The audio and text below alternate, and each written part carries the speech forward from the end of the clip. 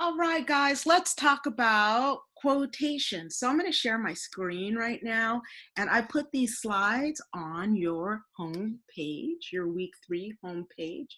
I'm going to put these slides again, but this time it's going to be automated. Okay, so here we go. Using sources for quotation integration. Now, this is in your writer's reference. Your writer's reference, pages 374 to 385, okay? Pages 374 to 385, okay? All right, let's go to the next slide. Okay, using sources for quotation integration. Quotations will help you develop your paper.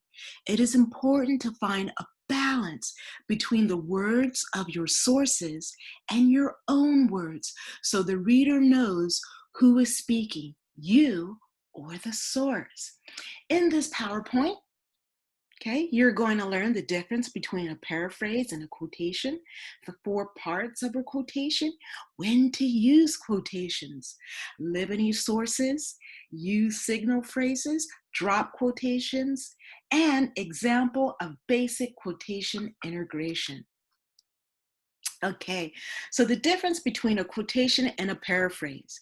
A paraphrase is when you express an author's idea in your own words, just like your mindset quiz, pages 1 to 25, when I asked you to define growth mindset in your own words and find a quotation to support it, and define fixed mindset in your own words and find a quotation to support it. So if you learn to define concepts in your own words, right, it's going to help you out in the long run. Okay, so a quotation is when you use the author's exact language. In other words, a quotation is when you copy the author's words, enclose the author's words in quotation marks, and cite the author's last name and page number in a parenthetical citation. And here's an example, open parentheses, Dweck, 74, close parentheses, period. 4 parts to a quotation. A quotation needs 4 items to be complete. 1, a signal phrase. Here's an example. While describing the mindsets, comma, Dweck insists, okay, so I'm introducing the quotation. 2, the quoted material, enclosed in quotation marks. This is the text I like from your journal. This is important to do in the journal because the journal, right, helps you to write your papers. That's half the battle. Actually, it's 3/4 of the battle right there of writing is doing the journal, okay? 3, a parenthetical citation that tells the author's last name and page number, or just the page number if the author is mentioned in the signal phrase. Example, Dweck, 54. This goes at the end of a sentence before the period. Barclay, 65. So the parenthetical citation goes at the end of the sentence before the period. And now the 4th thing that a quotation needs, unpacking. Okay, this is the why I like it from your journal. This is the reason you are using the quotation or the reason you chose the quotation. It's the reason the quotation appears in your paper. So now, every quotation needs a signal phrase, the quoted material enclosed in quotation marks, a parenthetical citation with the author's last name and page number, unpacking the why I like it or the reason the quotation is there. 4 things. So when to use quotations, okay? So when the language is especially vivid or expressive, that's when you use quotations. When exact wording is needed for technical accuracy, right? So when exact language is needed. When it is important to let the debaters of an issue explain their position in their own words.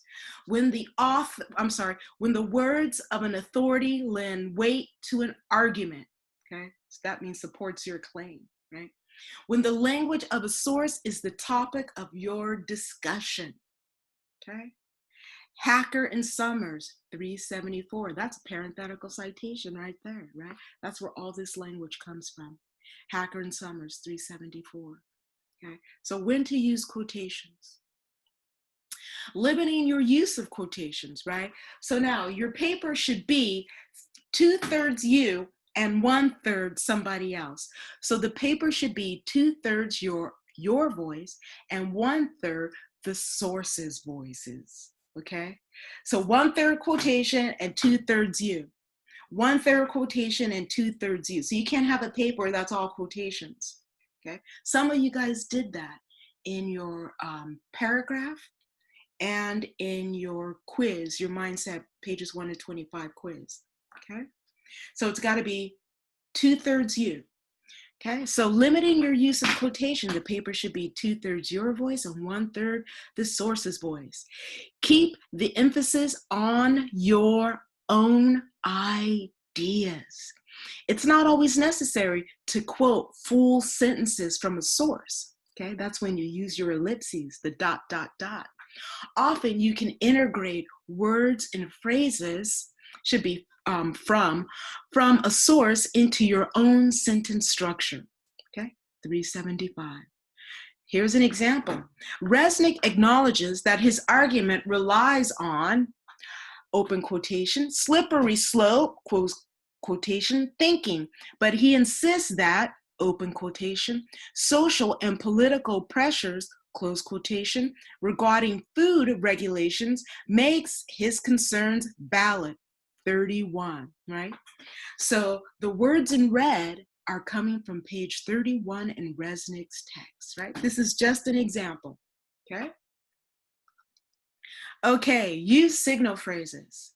When you include a direct quotation or a paraphrase of another writer in your papers, prepare the reader for it with introductory words called a signal phrase. Okay, a signal phrase marks the boundaries between your words and someone else's. A signal phrase usually names the author of the source, the borrowed words, provides some context, some background for the source material, such as the author's credentials, helps readers distinguish your ideas from those of the sources, 377, okay? So use signal phrases when you write, When you write a signal phrase, choose a verb that is appropriate for the way you are using the source. See a list of verbs and signal phrases on page 377. So in here, go to page 377. Oh boy, right? And here you have a list of words in signal phrases, right? On page 377, okay? Okay, so now ask yourself this: are you providing background, explaining a concept, supporting a claim, lending authority, or refuting a belief? Okay, that's what you're doing, right? Is going to now the verb that you choose is going to depend on what you're doing with your signal phrase. Okay, so the verb that you choose is going to depend on what you're doing with a signal phrase, right? So write a signal phrase that communicates the specific relationship between the source's ideas and another idea, whether the idea is yours or that of another source. Okay, so this book is very important. Make sure you have your writer's reference with you. Okay, so use signal phrases. Try to avoid monotony and use different verbs. So try to use something different than states and says. Okay, Dweck states, Barclay and others states, Barclay and others says, right? Use something different. Okay, mix it up. You have a whole list. Just try some out and see how they fit. Okay, so MLA style calls for verbs in present tense or present perfect, argues or has argued to introduce source material.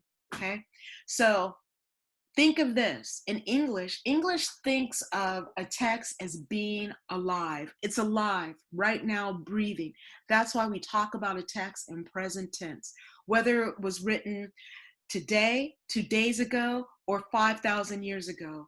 A text, when we talk about it in the present tense. Okay, so here's some examples. Michael Pollan, who has written extensively about Americans' unhealthy eating habits, right? That's a signal phrase, is providing some background, argues that, okay? Argues is the verb in the signal phrase. So this is preparing the reader for a direct quotation from Michael Pollan. As health policy experts, Mello and others point out, right? So this is telling us, giving the credentials of Mello and others, that they're health policy experts.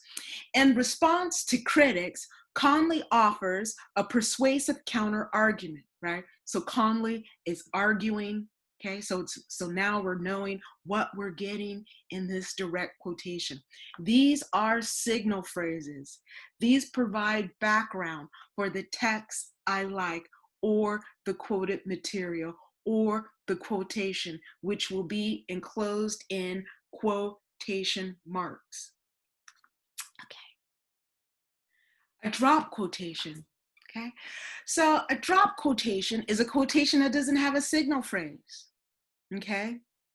So it's important to mark boundaries by providing clear signal phrases, including at least the author's last name to indicate the boundary between your words and the source's words. And it's important to do this because you don't want to be accused of plagiarism, okay?